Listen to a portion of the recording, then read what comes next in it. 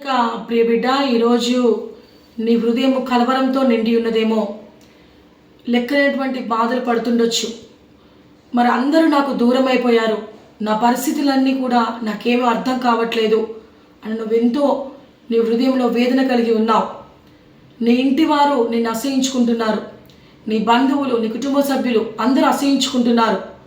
కానీ దేవుడి ఈరోజు నీతో మాట్లాడుతున్న మాట, మనుషులు నిన్ను అసహించుకోవచ్చు, కానీ మనుషుల యొక్క అసహ్యత, మనుషుల యొక్క ప్రేమ దొరికినప్పుడు దేవుని యొక్క ప్రేమ నీకు దగ్గర అవుతుంది.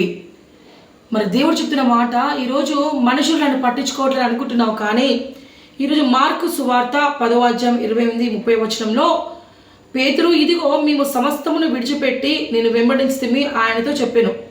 మరి ఇక్కడ అందుకు యేసు ఇట్లను, మరి పేతురు చెప్తున్నాడు, సమస్తం విడిచిపెట్టి మీ దగ్గరికి వచ్చామయ్యా అని యేసు ప్రభుతో మరి పేతురు మాట్లాడుతున్నప్పుడు మరి యేసు చెప్తూ ఉన్నాడు, నా నిమిత్తము సువార్త నిమిత్తము, నా నిమిత్తము సువార్త నిమిత్తము ఇంటినైనను, అన్నదమ్ములనైనను, అక్క చెల్లెలను, తల్లిదండ్రులనైనను, పిల్లలనైనను, భూములనైనను విడిచినవాడు ఇప్పుడు ఇహలోకమందు హింసలతో పాటు నూరంతలుగా ఇండ్లను, ఇహలోక సంబంధంలో అక్కలు, చెల్లెళ్ళు, అన్నదమ్ములు అందరు నిన్ను మరి అసహించుకోవచ్చు, నువ్వు వారికి దూరంగా ఉంటుండొచ్చు. కానీ నువ్వు ఎప్పుడైతే సువార్త నిమిత్తము దేవుని యొక్క విషయంలో నువ్వు అతన్ని వెంబడిస్తున్నావో, అప్పుడు నీకు ఒకవేళ 5 అక్క చెల్లెలు ఉంటే 10-15 మంది అక్క చెల్లెలు, 2 అన్నదమ్ములు ఉంటే 10 మంది అన్నదమ్ములను, మరి దేవుడు అంతకంటే రెట్టింపు ఆశీర్వాదాన్ని ఇస్తాడు.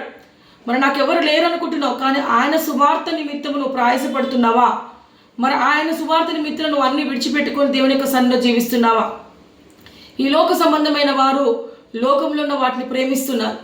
ఆకాశ పక్షులు చూడి విత్తవు కోయవు, కోట్లలో ధాన్యాన్ని సమకూర్చుకోవు. ఈరోజు మరి తండ్రి పోషించేవాడు, నీకేది కావాలో ఆయనకు తెలుసు. నీ హృదయంలో ఆలోచన పుట్టక ముందుకే ఆయనకు తెలుసు, సమస్తము ఆయన చేస్తాడు. కాబట్టి నన్ను అసహించుకుంటున్నారు, నన్ను పట్టించుకుంటున్నారు, నా వారికి నేను దూరం అయిపోనుకుంటున్నావు, కానీ వారు నిన్ను దూరం చేస్తున్నారంటే దేవునికి దగ్గరగా చేస్తున్నారని భావించాలి. మరి వీళ్ళందరినీ అసహించుకుంటున్నారు, వారందరూ నీకు దూరం అవుతారేమో, కానీ మరి ఇప్పుడు యెహోలోకమందు హింసలతో పాటు నీవు నూరంతలుగా ఇండ్లను, మరి ఇప్పుడు ఒకవేళ నీకు ఒక్కటే ఇల్లు ఉండొచ్చు, నీ యొక్క కుటుంబ సభ్యులు అందరి ఒక్క ఇల్లు ఒక్కదాన్నే ఉండొచ్చు, కానీ దేవుని నామము నిమిత్తము ఆ ఒక్క ఇండ్లను వదిలిపెడితే దేవుడు 100 ఇండ్లను ఇస్తా అంటున్నాడు. హల్లెలూయా. మరి అక్క చెల్లెలను, తల్లులను, పిల్లలను, భూములను రాబో లోకము నిత్య జీవం పొందునని మీకు నిశ్చయంగా చెప్తున్నాను. కాబట్టి దేవుని యొక్క ప్రియబిడ్డ, ఈరోజు నువ్వు ఏ విషయంలో ఆధారపడకు. మనుషులు నిన్ను ప్రేమించట్లేదని నువ్వు బాధపడద్దు. దేవుడు నీకు ఒక్క ఇల్లు కాదు, దేవుని యొక్క సువార్త నిమిత్తం నువ్వు కష్టం 100 రెట్లుగా నీకు దేవుడు ఇళ్ళని ఇవ్వబోతున్నాడు.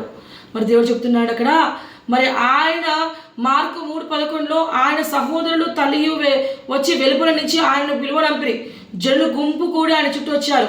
అప్పుడు అంటున్నాడు, మరి దేవుడు మార్కు 3:34-30 నుంచి తన చుట్టూ కూర్చున్న వాడిని కలయక చూచి, ఇదిగో నా తల్లి, నా సహోదరులు దేవుని చిత్తము జరిగించువాడే.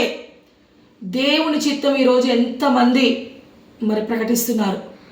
ఈరోజు అపవాదికి సంబంధించిన కార్యక్రమాలు చేస్తున్నా, కానీ దేవుని చిత్తం ఎంతవరకు నెరవేరుస్తుంది? దేవుని చిత్తం అనగా ఈరోజు నువ్వు దేవుని చిత్తంలో ఉంటున్నావు కనుక నిన్ను అందరూ ఇంటి వాళ్ళని అసహించుకుంటున్నారు. నువ్వు దేవుని చిత్తంలో సాతానులో ఉండి వాళ్ళందరూ నిన్ను ప్రేమిస్తారు. నిన్ను ఎంత